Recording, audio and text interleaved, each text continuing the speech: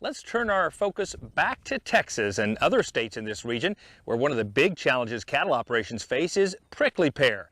Let's learn a little more about prickly pear and some of the challenges it presents and the ways it can be controlled.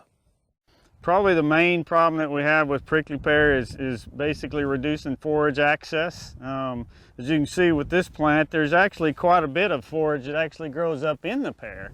But the problem is that cattle don't have access to that, and so it becomes ungrazable. If you look at a pasture like that we're standing in right here, you can actually see where cattle have grazed around this pear, but yet they haven't grazed in the pear. So effectively what this pear has really done is taken this little bit of land out of production, if you will.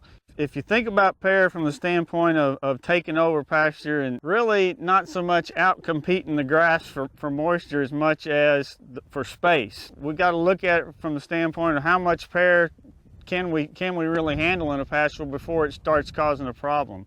Anything above about 25% cover of prickly pear is going to be detrimental to grazing. It's a very succulent plant. Lots of water in the plant, and so it can survive for a lot of years even with low moisture situations. It's a very wet plant.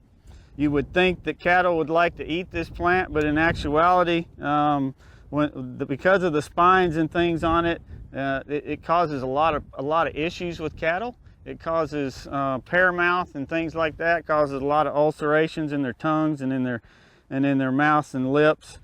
There are lots of different varieties of pear in Texas, pear in the United States.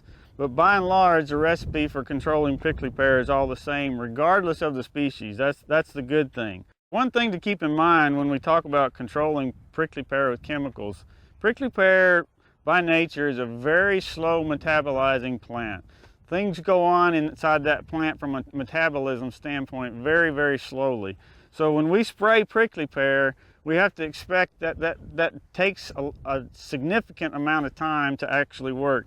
When we put Tordon, 22K, or Surmount, what we have to do is make sure that we get good coverage on this plant. We have to use some good surfactants to get through that pad, and make sure that when you're spraying the pad, especially from the ground with a hand sprayer, do what you can to spray both sides of that pad and not just spray one side of the plant.